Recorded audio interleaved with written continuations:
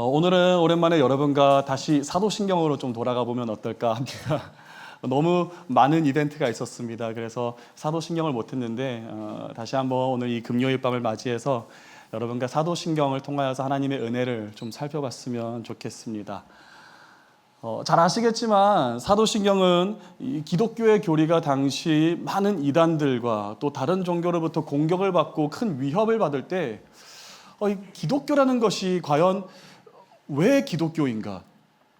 기독교는 무엇이 기독교로 만들게 하는가? 우리는 기독교인은 그리스도인으로서 무엇을 믿는가를 살펴보기 위해 만들어졌고요.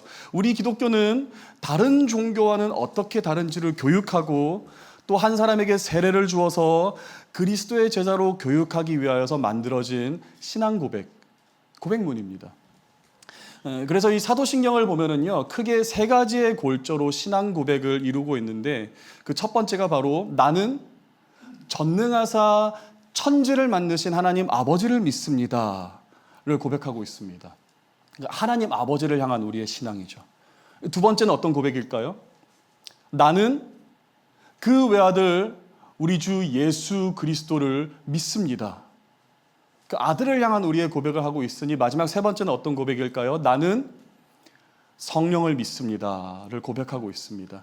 그래서 이 사도신경의 고백문을 보면은 이 삼위일체 하나님 내에서 우리는 그리스도인들로서 무엇을 믿는 사람들이고 어디에 우리의 믿음을 두고 있는 사람들인지를 잘 설명하는 것이 바로 사도신경이라고 볼 수 있습니다.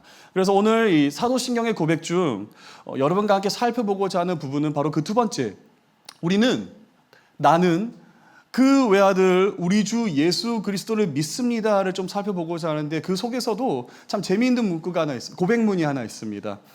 장사한 지 사흘 만에 죽은 자 가운데서 다시 살아나시며에 대한 부분이에요. 아시죠? 빌라도에게 고난을 받으사 십자가에 못 박혀 죽으시고 장사한 지 사흘 만에 죽은 자 가운데서 살아나신 예수 그리스도를 나는 믿습니다라고 고백하는데 그 믿음이, 그 신앙이 도대체 무엇을 의미하는지를 좀 살펴봤으면 좋겠습니다. 그래서 오늘도 하나님께서 우리에게도 이 말씀을 통해서 큰 은혜를 주시기를 간절히 기도합니다. 기독교의 최대 절기는 부활절입니다.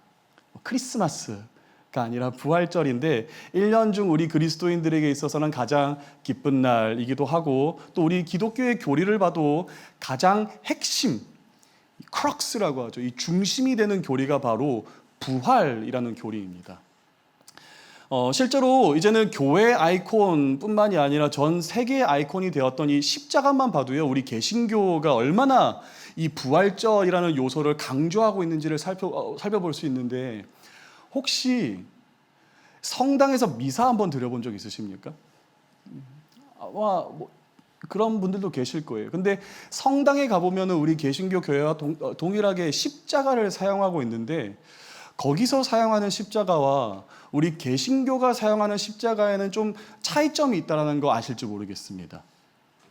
어떤 차이가 있는가? 성당에서 사용하는 십자가를 보면은요, 그 십자가에 누가 달려 있을까요? 예수님이 달려 있으세요. 이렇게 십자가에 못 박혀서 손목과 발등에 못이 박혀서 쭉 걸려 있는데 우리 십자가에는 예수님이 안 계십니다. 어디 가셨지? 예수님 어디 가셨죠? 성당에서 이 십자가를 사용할 때 그것 가운데 예수님을 좀 죄송한 표현입니다. 거기 걸어두는 것과 또 우리 개신교에서 십자가가 비어있는 이유는 그냥 우연히 그렇게 된 것이 아니라 참 아주 중요한 우리가 강조하고자 하는 신학적 관점이 있기 때문입니다. 성당에서 이 십자가 가운데 예수님을 거기에 두는 이유는 무엇인가 하면 예수님은 고통 중에 계신다라는 거예요. 예수님은 아픔 중에 계시기 때문에 우리 인간이 겪는 고통과 아픔에 능히 공감하실 수 있는 분이라는 것을 이야기하기 위해서 성당에서의 십자가를 보면은 예수님이 이렇게 걸려 있으십니다. 예수님 우리의 아픔 아신다는 거예요. 니네 사는 게 십자가에 못 박히는 것 같지? 내가 알아. 이게 강조되는 것입니다. 근데 우리 개신교에서는 예수님 안 계십니다. 예수님 어디 계시냐면은 우리가 강조하는 바는 예수님은 이제 십자가에 없으시다. 그는 죽음을 이기시고 부활하셔서 승리하신 분이시다라는 것을 이야기하고 있기 때문에 우리 개신교에서 사용하고 있는 십자가에는 예수님이 계시지 않습니다. 그만큼 우리는 이 부활이라는 요소에 대해서, 이 부활이라는 사건에 대해서 굉장히 진지하게 생각하고 있는 것이라는 것입니다. 근데 이 부활이라는 개념은 있잖아요. 우리 개신교에서만 찾을 수 있는 참 독특한 사건은 절대 아닙니다. 절대 그렇지 않습니다. 물론 어릴 적 다 교회를 다녀보셔서 아시겠지만 주일학교 선생님들이 보통 아이들을 가르칠 때 이 부활의 사건을 두고 야, 이 세상에 이 역사 속에 그 어떤 누구도 사람의 죄악을 위해서 죽고 다시 살아난 사람은 없어 라고 하면서 예수님의 그 위대함과 그 예수님의 그 멋진 그 희생 사건을 막 부풀려서 이야기하기도 하지만 참 안타깝게도 그것은 사실이 아닙니다. 왜냐하면 이 부활이라는 개념은 우리 개신교에서만 찾을 수 있는 것이 아니라 다른 종교라거나 그리스 신화라거나 또는 이집트 신화에서 종종 어렵지 않게 찾아볼 수 있는 사건이기 때문입니다. 그러면 더더욱이 궁금해지지 않습니까? 왜 기독교는 굳이 이 다른 문화권이나 고대 신화에서도 쉽게 발견할 수 있는 이 부활이라는 개념을 이토록 애써서 중요시 여기는 것이며, 우리만 가지고 있는 고유의 사건이 아니고 우리만 가지고 있는 이 고유의 전통이 아닌데 모두가 아주 쉽게 가질 수 있는 공용된 문화임에도 불구하고 왜 굳이 기독교는 이 부활 사건을 중요시 여기는 것이며 심지어는 핵심 교리에까지 두어 사도신경이라는 신앙 고백에도 기록했던 것일까요? 왜 우리 개신교는 부활을 그토록 중요하게 생각하는 것입니까?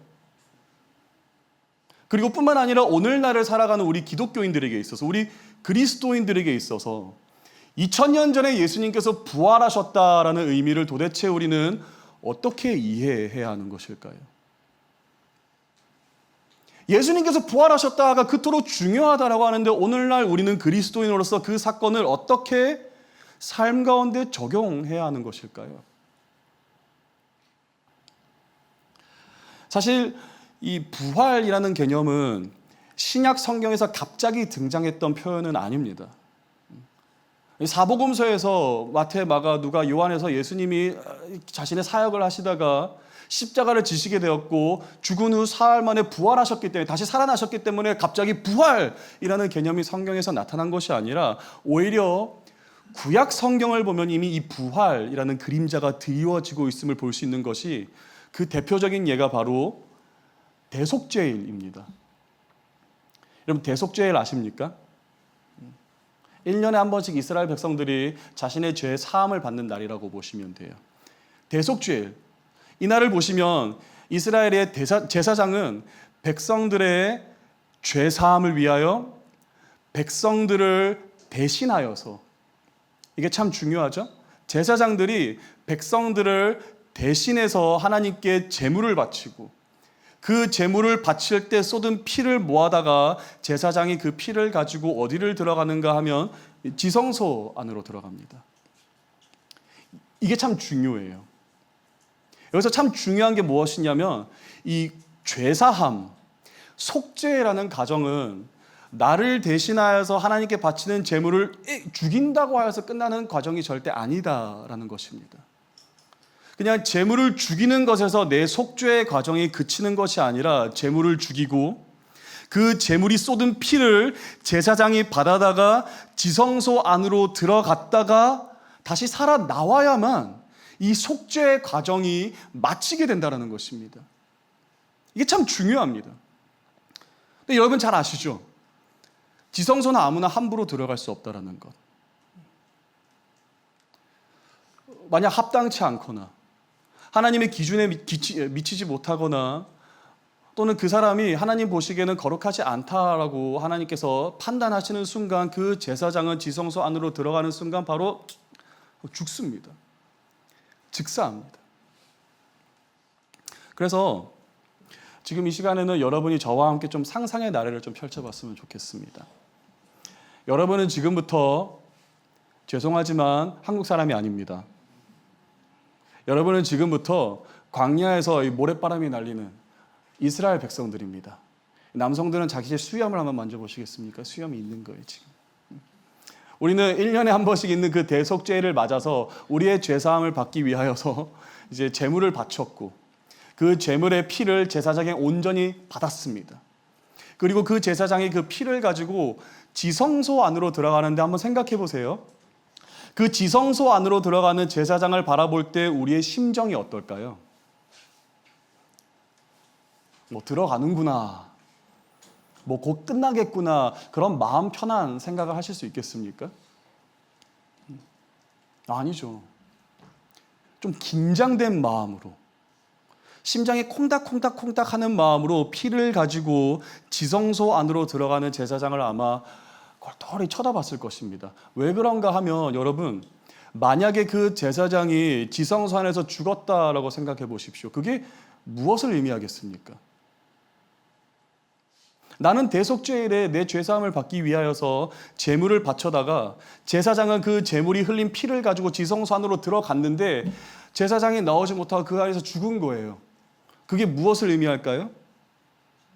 내가 용서받지 못했구나. 내 죄사함을 받지 못했구나. 하나님께서 내 속죄를 기쁘이 받지 않으시구나 라는 그런 의미가 있지 않겠습니까?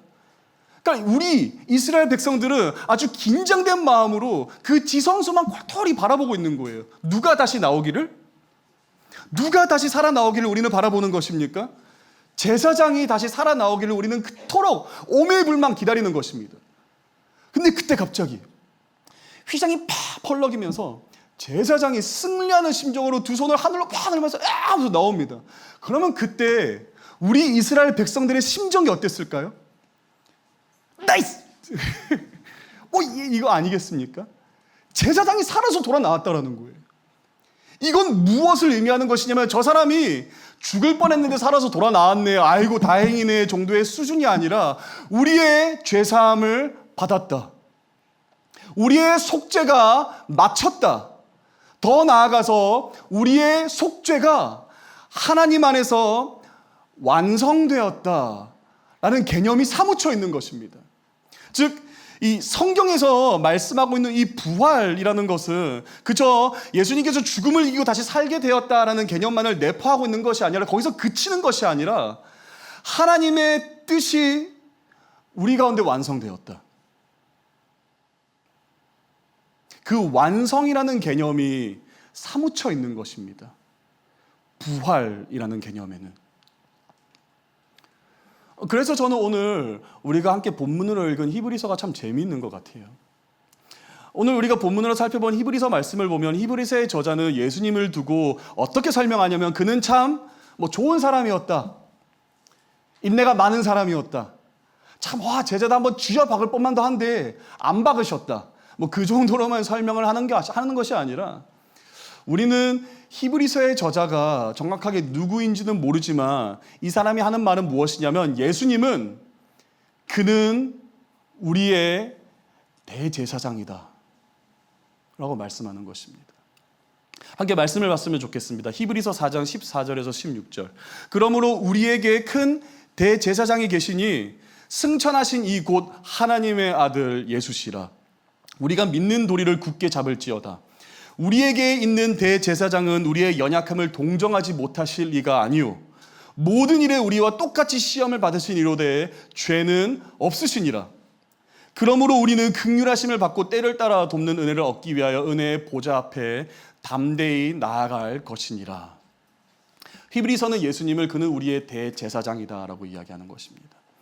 근데 사실 예수님을 우리의 대제사장이라고 부르는 것은 오늘날 대한민국에서 2025년을 살아가는 우리들에게 있어서는 다소 생소한 개념이 될 수밖에 없습니다. 그렇지 않습니까? 우리가 광야에서 살아나 봤습니까? 광야에서 제사는 드려봤습니까? 광야에서 제사를 우리 대신 올려드리는 이 제사장의 모습을 본 적이나 있습니까? 우리는 그런 적이 없거든요. 그래서 예수님이 우리의 대제사장이다라고 하면 그 개념이 다소 생소할 수밖에 없지만 당시 유대인들에게는 이 의미가 상당히 무겁게 찾아왔을 것입니다. 그들은 태어나서 채 10살이 되기도 전에 토라라고 불리우는 창세기, 출애굽기, 레위기, 민수기, 신명기를 달달달달 외울 정도로 이 전체를 다 암송했던 사람들이기 때문에 구약에 대해서, 그 제의들에 대해서, 하나님의 말씀에 대해서 전문가들이었습니다. 그렇기 때문에 오늘 히브리서에서 예수님을 대제사장이라고 이야기할 때 이 유대 그리스도인들은 잠시의 지체도 없이 예수님 대제사장, 그럼 무엇을 상상했을까요? 출애굽기를 상상하는 거예요. 구약 성경을 상상하는 거예요. 마치 구약에서 대제사장이 죄 지은 백성을 위해 대신 속죄제를 드렸던 것처럼 예수님도 죄 지은 우리를 위해 대신 십자가라는 속죄제를 실행하셨던 것이며, 이 대제사장이 지성소에서 살아 돌아 나왔을 때 비로소 모든 속죄가 완성되었다라는 증거가 되었던 것처럼 예수님의 부활 또한 우리를 향한 하나님의 속죄가 마침내 완성이 되었다, 성취됐다, 이루어졌다라는 증거가 되었다라고 유대 그리스도인들은 여기게 되었다라는 것입니다. 다만 한 가지 차이가 있겠죠. 구약 성경에서 이루어진 속죄는 1년이라는 기한이 있었습니다. 그렇기 때문에 이 사람들은 1년에 한 번씩 계속해서 속죄제를 드려야 돼요. 내 죄사함을 받기 위하여서. 그러나 히브리서는 고백하죠. 십자가에서 예수님이 집례하신 그 속죄는 하나님의 어린 양의 피로서 이루어진 속죄이기 때문에 1년, 2년, 100년, 1000년이 아닌 영원한 속죄를 이루게 되는 것이다 라고 이야기한 것입니다. 히브리서 9장 11절에서 12절.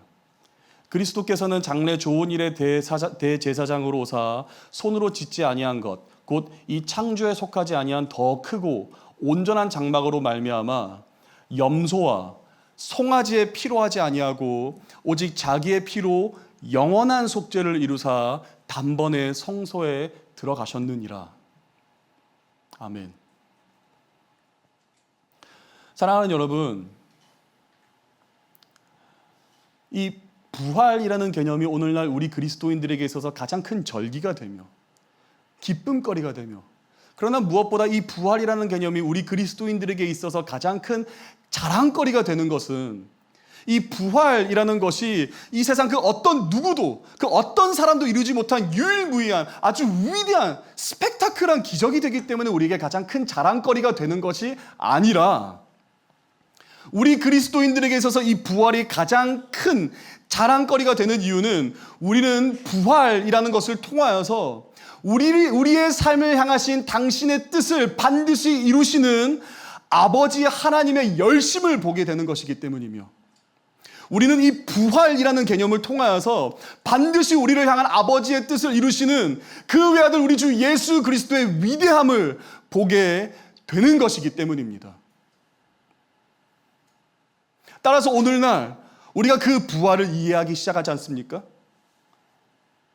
우리가 그 부활을 이해하기 시작하고 그 부활 소망을 가지고 살아간다면 우리는 더 이상 땅을 바라보고 사는 사람들이 아닌 하늘을 바라보고 사는 사람들이 되는 것입니다. 부활 소망을 가지고 살아간다는 것은 더 이상 땅을 보고 사는 것이 아닌 이 하늘을 보고 사는 것을 의미한다는 거예요. 사랑하는 여러분, 우리는 땅을 보고 사는 사람들이 아닌 하늘을 바라보며 사는 사람들이 되어야 합니다. 물론 지금 우리의 현실을 보면 참 힘들잖아요. 하늘 바라볼 수 있으시겠습니까? 내 코가 석자인데 하늘은 무슨. 지금 우리의 현실이 아무리 골고다 언덕을 오르는 것처럼 힘들고 고통스럽고 외롭고 참 고독할지라도, 여러분, 우리는 이미 부활의 아침을 본 사람들 아니겠습니까? 우리는 이미 그 텅 비어있는 그 무덤을 본 사람들 아니겠습니까? 우리는 알지 않습니까? 그렇게 설령 세상이 오늘 다시 한번 나를 십자가에 못 박을지라도, 우리가 땅을 보고 실망하지 않을 것은 우리는 그 십자가를 통해 당신의 뜻을 이루시는 하늘의 하나님을 바라보며 사는 사람들이기 때문입니다. 제가 신대원 재학 중일 때 마지막 학년 졸업반에 있을 때 저희가 사경회를 했었습니다. 이제 졸업을 앞두고 있기 때문에 많은 전도사님들이 이제 새로운 교회에 부임을 해야 돼서 좀 긴장되기도 하고, 사경에서 목사님이 막 떠들긴 하는데 그게 귀에 안 들어오기도 하고, 나는 앞으로 어떻게 해야 되나. 저는 당시에 결혼을 했었지만 많은 전도사 우리 동역자들은 나는 결혼할 수 있을까? 누가 과연 나랑 결혼해 줄까? 힘들었습니다. 근데 그런 상황 속에서도 제가 아직도 잊혀지지 않는 그 당시에 목사님의 설교가 있었습니다. 그 목사님이 이제 사회는 아니죠. 이제 진짜 신학교를 졸업하고 새로 교회에 가야 되는 전도사님들 앞에서 어떤 이야기를 했냐면 이력서 이야기를 좀 하셨습니다. 이력서 많이 써보셨죠? 그렇죠. 많이 써보셨을 거예요. 취업을 준비하시는 분들도 많이 써보셨고, 우리 청년 성도님들도 많이 써보셨거나 앞으로 겁나게 많이 쓰거나 둘 중에 하나겠죠. 근데 여러분 그거 아시는지 모르겠습니다. 우리 전도사들도 목사들도 이력서 진짜 많이 씁니다. 우리를 검증할 수 있는 길이 사실 이력서밖에 없지 않겠습니까? 그러다 보니까 아무리 기도하고 또 하나님의 부르신 대로 산다고는 하지만 이력서를 써야 하는 현실 앞에서 당연히 어쩔 수 없이 이게 옳고 그름을 떠나서 이력서에 좀 한 줄이라도 더 넣어보려고 스펙을 쌓는다라거나 똑같죠. 자격증을 딴다라거나 여러 가지 좀 어려움들이 있는 것 같습니다. 이제 그런 전도사들을 앞에 두고 그 목사님께서 이력서 이야기를 하신 거예요. 여러분 이력서가 무슨 뜻인지 아세요? 쉽지 않은 한자입니다. 좀 어려운 한자예요. 이력서가 무슨 한자냐면 이는 밟을 이자고요. 력은 지날 력입니다. 그래서 이 이력서를 문자적 그대로 해석을 하자면 어떤 뜻이냐면 밟고 지나온 길이거든요. 나의 두 발이 지금까지 밟고 지나온 길, 서리로 쓴 것입니다. 이력서. 그래서 여러분이 또 저도 언젠간 이 사장님에게 이력서를 줄 때 우리는 사실 무엇을 주는 것이냐면 사장님, 지금까지 나의 두 발이 밟고 지나온 길은 이러이러합니다 하고 내는 것입니다. 상당히 근사하지 않습니까? 지금까지 나의 두 발이 밟고 지나온 길은 이러이러합니다 라고 서류로 만들어서 우리 사장님에게 드리는 것입니다. 근데 여러분, 우리가 죽어서 하늘에 가서 드디어 그리고 마침내 하나님을 뵙게 되잖아요. 하나님도 우리의 이력을 물어보실 거라는 거 알고 계세요? 조현우, 지금까지 너의 두 발이 밟고 지나온 길을 나에게 한번 말해봐. 누구야? 지금까지 너의 두 발이 밟고 지나온 길을 나에게 한번 말해봐. 여러분 그때 무엇이라고 하시겠습니까? 야 하나님 그래도 내 재산이 얼마인데요? 라고 하시겠습니까? 제가 집이 몇 채인데 그 중에 하나가 서초에 있습니다. 이러시겠습니까? 제 자녀 얼마나 잘 나가는지 아십니까? 판사고, 변호사고, CEO고. 제 최종 학력이 어떤지 아세요, 하나님? 우리는 어쩌면 길어봤자 20년 또는 30년 될까요? 그 20, 30년의 편안한 노후를 위하여서 어쩜 그렇게 아등바등하며 고통스러울 정도로 절약하며 치열하게 이 세상의 이력서를 준비하고 또 준비하고 수정하고 보완하고 추가하고 그토록 열심히 준비하는데 영원히 보내게 될 그 하늘나라, 여러분 잠깐 한번 생각해 보세요. 그 영원이라는 시간을, 시작도 없고 끝도 없는 그 시간, 여러분은 그 영혼을 위해서 어떤 이력을 준비하고 계십니까? 너의 두 발이 밟고 지나온 그 길을 나에게 말해봐 라고 할 때 여러분은 어떤 대답을 할 준비가 되어 있으십니까? 우리 사랑하는 높은 뜻 푸른 교회 성도 여러분, 이 땅은 영원하지 않습니다. 이 땅의 것들은 영원하지 않고 이 땅의 모든 영광과 행복은 영원하지 않습니다. 그런데 왜 우리는 오늘도 이 땅이 영원할 것처럼 살아갈까요? 왜 우리는 오늘도 이 땅의 것들이 영원하다고 생각하여서 상처받고 아등바등 노력하고 짓누르고 비난하며 내가 왕인 것처럼 살아갈까요? 나도 언젠가는 죽을 거야 라는 것을 머리로는 알고 있지만 왜 우리는 오늘도 여전히 영원히 살 것처럼 살아갈까요? 이 땅은 영원하지 않습니다. 그러니 지금 잠시 동안에는 표현할 수 없을 정도로 힘들고 외로울 수는 있으나 주님께서 걸으셨던 그 길을 함께 걸어 하늘을 바라보며 땅을 바라보는 것이 아닌 하늘에 예비된 우리의 집을, 그 면류관을 바라보며 그 영혼을 위해서 준비하며 살아가시는 우리 모두가 될 수 있기를 주님의 이름으로 축복합니다. 어쩌면 그 길이 우리를 골고다 언덕으로 이끌 수도 있습니다.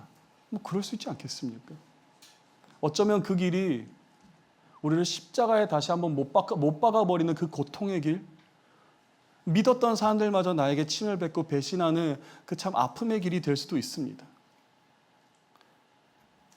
근데 여러분, 우리 그래도 그 길 포기하지 맙시다. 왜냐하면 오직 십자가를 통해서만 우리는 부활이라는 영광을 누릴 수 있기 때문입니다. 그래서 주님과 함께라면 죽음마저도 마다하지 않고 목이 베이는 것 또한 두려워하지 않았던 우리 사도 바울은 그의 서신에서 이렇게 고백합니다. 로마서 6장 5절 말씀. 만일 우리가 그의 죽으심과 같은 모양으로 연합한 자가 되었으면 또한 그의 부활과 같은 모양으로 연합한 자도 되리라. 부활은 하나님의 완성입니다. 그리고 그 부활에 참여하는 우리는 그분의 완성 안에 살아가는 사람들입니다. 주님과 함께 죽고 주님과 함께 다시 살아날 그날을 바라보며 오늘의 걸음을 담대히 내리는 여러분 되실 수 있기를 주님의 이름으로 축복합니다. 우리 함께 찬양했으면 좋겠습니다. 오늘 찬양팀에게 요청한 찬양이 있습니다. 주여 우리 연약합니다 라는 찬양인데요, 전 참 이 찬양 좋아합니다. 왜냐하면 후렴구에 보면은 제가 참 좋아하는 가사가 있어서이기 때문인데, 후렴에 이런 가사가 있습니다. 주님만이 길이오니 우린 그 길 따라갑니다. 그날에 우릴 이루실 주는 완전합니다. 여러분 아시잖아요. 때로는 그 길이 잘못된 길 같아 보일 때가 있지 않습니까? 분명히 이 길이 주님의 길인데 야 이거 만만치 않은데? 내가 끝까지 완주할 수 있을까라는 때 있지 않습니까? 오늘 우리에게 필요할 것은 그럼에도 불구하고 그 길 선택하는 믿음입니다. 왜냐하면 우리 하나님 완전하시기 때문이에요. 완벽하십니다. 실수가 없으십니다. 그렇기에 우리의 눈에는 실패와 같아 보이는 그 길에서마저 반드시 그날에, 그 부활의 날에 주님께서 우리를 이루어 주실 줄로 믿습니다. 우리가 좀 그 가사를 묵상하시면서 함께 찬양하시겠습니다.